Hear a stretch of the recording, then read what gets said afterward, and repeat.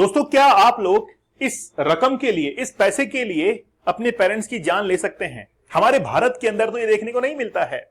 हां, अगर ये कहा जाए कि इतने पैसों के लिए किसी की जान ले सकते हैं तो भले ही ली जाए, लेकिन अगर ये कहा जाए कि इतने पैसों के लिए अपने पेरेंट्स की जान ली जाए तो ये पॉसिबल नहीं है। हाल ही में अमेरिका के अंदर एक घटना सामने आई है जहां पर 17 साल के एक युवक ने, यानी कि मिसगाइडेड एक युवक ने 17 साल की उम्र में ही अपने पेरेंट्स को वहां पर मार दिया, शॉट डेड कर दिया। लेकिन ऐसा क्या उसके दिमाग में चल रहा था, वो क्या सोच रहा था जिसके चलते आज उसने अपने पेरेंट्स की जान ले ली? डोनाल्ड ट्रंप के ऊपर कई सारे हमले हुए हैं, लेकिन एक 17 साल के व्यक्ति ने, एक टीनेजर ने अपने पेरेंट्स को मार दिया। क्यों? वो असैसिनेट करना चाहता था डोनाल्ड ट्रंप को, लेकिन आखिरकार फिर अपने पेरेंट्स को क्यों मारा? क्योंकि वो फाइनेंशियली कहीं ना कहीं सपोर्ट लेना चाह रहा था, और वो फाइनेंस, जो पैसा अपने पेरेंट्स से मिलता, उससे वो डोनाल्ड ट्रंप को मार रहा था। लेकिन ये कैसे पॉसिबल हो सकता था? आखिरकार उस व्यक्ति के, उस युवा के दिमाग में क्या चल रहा था? ये जो लड़का आप लोग यहां पर देख रहे हैं, इसकी उम्र जो है वो महज 17 साल है, जिसका नाम है निकिता कसब। तो निकिता कसब जो है, इसकी उम्र है 17 साल, और इसके दिमाग में चल रहा था कि मैं डोनाल्ड ट्रंप को मारूंगा, असैसिनेट करूंगा। ये जिस चीज का शिकार था वो था नियो फैसिज्म।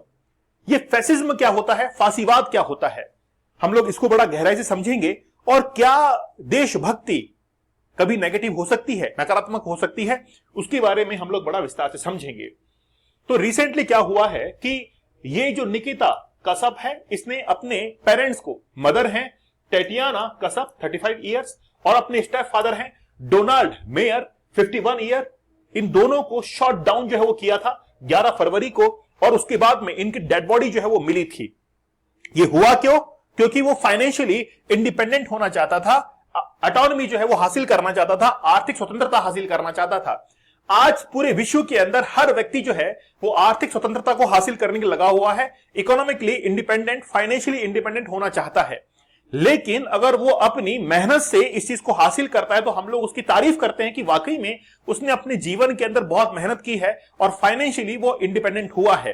लेकिन अगर गलत रास्ता अख्तियार कर लेते हैं तो उसका अंजाम जो है वो बुरा होता है, जिस तरीके से आज ये लड़का सोच रहा है। आखिरकार ये निकिता का सब जो है वो किस आइडियोलॉजी के ऊपर चल रहा था, आखिरकार उसका प्लान क्या था? तो उसके पास से जो रिटर्न डॉक्यूमेंट्स मिले हैं उसके अंदर यह चीज साबित हुई कि आखिरकार वो डोनाल्ड ट्रंप को असैसिनेट करना चाह रहा था।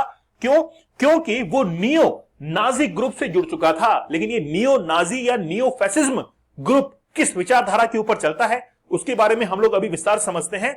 रिसेंटली क्या हुआ कि वो एक ग्रुप के साथ में जुड़ता है। उस ग्रुप का जो नाम था वो ये था, द ऑर्डर ऑफ 9 एंजल्स। इस ग्रुप से, इस नेटवर्क से जुड़ता है, धीरे धीरे उसका ब्रेन वॉश होता है और वो एक्सट्रीम अपने लेवल के ऊपर चला जाता है। उसके व्यूज जो होते हैं वो एक्सट्रीम लेवल पर होते हैं, जो कभी सच ही नहीं हो सकते हैं। कई बार आप लोगों ने कुछ लोगों को देखा होगा, वो इतना एक्सट्रीम लेवल पर जाकर बात करते हैं जो चीज कभी पॉसिबल नहीं हो सकती है, और वो ऐसी चीजें होती है, वो ऐसे व्यूज होते हैं जो हमेशा दूसरों को नुकसान पहुंचाने वाले होते हैं।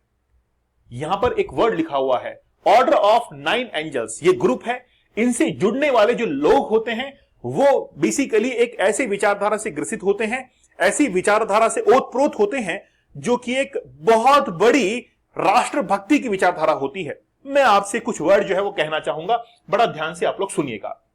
जब भी नियो फासिज्म से जो व्यक्ति ग्रसित होता है, जो इससे जूझ रहा होता है, या हम लोग कहें कि इसकी विचारधारा पर, आइडियोलॉजी पर चलता है, जब भी वो अपने काम को करते हैं इस फोटोग्राफ्स को वहां पर छोड़ देते हैं। ये फोटोग्राफ्स क्या बयां करती है? इन लोगों का यह मानना है कि जिस समय हिटलर का जन्म हुआ था 20 अप्रैल 1889 को, यह डेट आप लोग याद रखना, 20 अप्रैल 1889 को जन्म होता है किसका? हिटलर का जन्म होता है, और उसकी मौत जो है वो मौत होती है 30 अप्रैल 1945 को। यह हिटलर का एक लाइफ स्पान है, 20 अप्रैल को जन्म हुआ। लेकिन मैं हिटलर के जन्म की क्यों बात कर रहा हूं? जितने भी नियो फासिज्म से या उसकी आइडियोलॉजी पर जो चलने वाले लोग हैं वो 20 अप्रैल को ही अपना न्यू ईयर मानते हैं, और ये कहते हैं कि कैलेंडर की शुरुआत जो हुई है वो 20 अप्रैल, जिस समय हिटलर का जन्म हुआ, उसी से हुई। लेकिन क्या हिटलर खुद भी अपने ही नक्शे कदम पर चल रहा था? बड़ा विस्तार से बात करते हैं। मैं आपको एक एग्जांपल बताता हूं। मान लीजिए कि मेरे पास में कुछ लकड़ी के टुकड़े हैं, अब ये लकड़ी के टुकड़े, इनके पास में ये ताकत नहीं है कि ये खुद जो है वो किसी को काट सके। अगर इन्हीं लकड़ी के जो जितने भी टुकड़े हैं, इसके अंदर मैंने एक छोटी सी कुल्हाड़ी जो है वो लगा दी है, और उस कुल्हाड़ी का जो धारदार हिस्सा है, जो शार्प एज है, उसको मैंने बाहर कर दिया है। अब इस शार्प एज को बाहर करने के बाद मैंने इसको क्या कर दिया है, बांध दिया है। अब लकड़ी जो थी वो खुद तो किसी को काट नहीं सकती है, लेकिन इसमें मैंने एक्स को लगा दिया है, कुल्हाड़ी को लगा दिया है। अब ये कुल्हाड़ी जिसके ऊपर जाकर गिरेगी उसको काट देगी। इसका मतलब है कि इन लकड़ियों ने इस कुल्हाड़ी के ऊपर विश्वास किया कि ये जो कुल्हाड़ी है वो किसी और को काट सकती है। आप लोग समझिए, मैं आपको बड़ा विस्तार से समझाता हूं। एक्चुअली में क्या होता है, मैं आपको फैशिज्म के बारे में समझाता हूं। हम लोग ये समझते हैं कि ये जो लोग होते हैं, ऐसी विचारधारा वाले लोग, ये हमेशा राष्ट्रभक्ति को, नेशनलिज्म को हमेशा ऊपर रखते हैं कि कुछ भी हो जाए, इनका जो नेशनलिज्म है वो कभी पीछे नहीं रहना चाहिए। अच्छी बात है, आपको सुनकर अच्छा भी लग रहा होगा कि यार ये तो देशभक्ति की बात है। देश में जो कुछ भी हो रहा है वो हमेशा ऑटोनॉमस तरीके से हो, और हमेशा इस तरीके से हो कि वो देशभक्ति की भावना लगे, और उस देशभक्ति की भावना को जाहिर करने के लिए एक ऐसा व्यक्ति हो जो कि एक्सट्रीम लेवल तक चला जाए। अगर उसको मान लीजिए कि हत्या भी करनी पड़े, हिंसा का सहारा भी लेना पड़े, तो भी वो ले सकता है। और इसके एग्जाम्पल बहुत सारे हैं दुनिया के अंदर। शुरुआत में सुनने में यह लग रहा था कि ये देशभक्ति को एक बहुत लंबे, यानी कि बहुत एक्सपांड तरीके से देख रहा है, लेकिन अगर मान लीजिए कि वो अपनी देशभक्ति को जाहिर करने के लिए अपने जो प्लान्स हैं इसको वो एग्जीक्यूट करने के लिए वो अगर हिंसा का सहारा लेता है, तो कहीं ना कहीं जाकर ये गलत साबित होता है। मुसोलिन का आप लोगों ने नाम सुना होगा, the father of fascism. Italy का शासक रहा है, डिक्टेटर रहा है। उसके थ्रू ही हिटलर ने यह बात सीख ली थी कि अगर मुझे अपने देश के अंदर शासन को चलाना है तो मुझे भी कुछ इस तरीके से ही चलना पड़ेगा। मैं लोगों को इतनी राष्ट्रभक्ति सिखा दूं, इतना देशभक्ति जो है वो सिखा दूं कि उनको लगने ये लगे कि इससे बड़ा राष्ट्रभक्त कोई हो ही नहीं सकता है, और लोगों को ये लगने लगे कि वो जो व्यक्ति है जो कि देश चला रहा है, इसके अलावा इससे बेहतर कोई देश चला नहीं सकता है।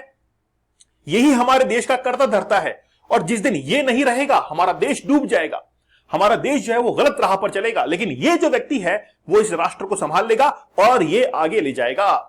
लेकिन वो जो व्यक्ति है जो कि संभालने वाला है, वो हमेशा इस कुल्हाड़ी की तरह काम करता है। ठीक है, आई होप आप लोग थोड़ा शॉर्ट में समझ भी रहे होंगे। ये ग्रुप जो है ये बिलीव करता है कि जितने भी क्रिश्चियन हैं, क्रिश्चियन सोसाइटी है, उसको डाउनफॉल पर कैसे लाया जाए। अब ये जो लड़का था वो इसी आइडियोलॉजी से चल रहा था। आज हम लोग पूरे विश्व के अंदर बहुत सारी पॉलिटिकल आइडियोलॉजीज को देखते हैं, जैसे हम लोग एनार्किज्म को देखते हैं, और एनार्किज्म के अंदर भी बहुत सारे टाइप हैं।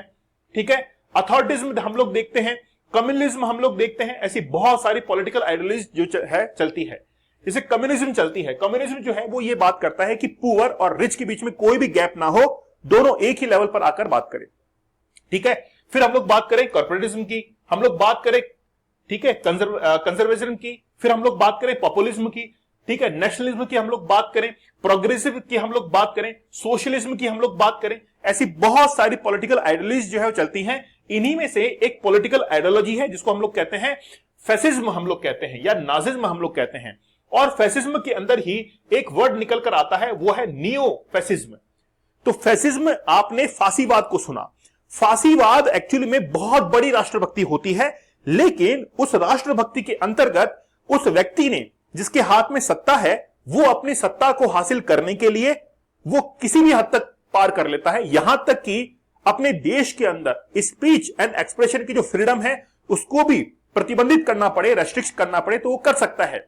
लेकिन जैसे इस वर्ड के अंदर नियो शब्द जुड़ता है, इसका मीन्स है कि उसमें कुछ नया है। नया क्या है? नया ये है कि इसमें बहुत सारे ग्रुप जो है वो इंटरनेट के ऊपर काम करते हैं। इसमें डिजिटल जो इक्विपमेंट है उनका सहारा लिया जाता है और एक नई जनरेशन तैयार की जाती है। इसको हम लोग कहते हैं आधुनिक फांसीवाद। तो नियो फैसिज्म जो है वो हम लोग इसको कहते हैं। अब आपने एक फिल्म जो है वो देखी होगी, हेल मुकेम्बो। देखिए, द डॉक्यूमेंट आल्सो कंटेंट, मतलब जो डॉक्यूमेंट उस लड़के के पास में मिले, जो इमेजेस मिली, वो एडोल्फ हिटलर से काफी ज्यादा जो है प्रभावित थी, उससे ज्यादा काफी इंफ्लुएंस थी।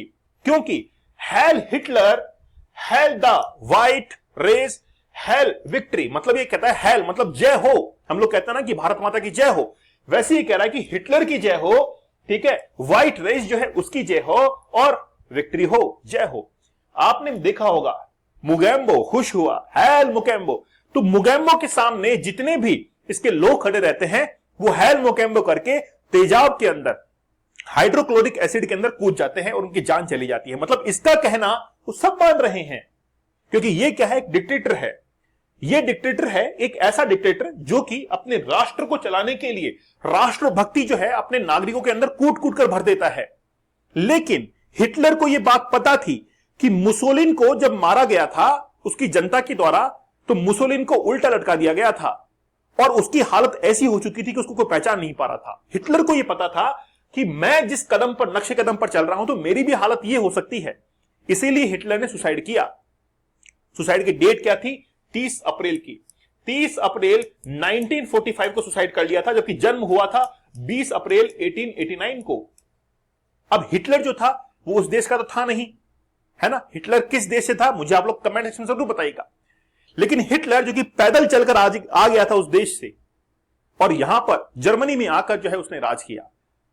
शुरुआत के अंदर इसने बहुत सारी किताबें निकाली थी, बुक्स निकाली थी, लेकिन चल नहीं पाई थी।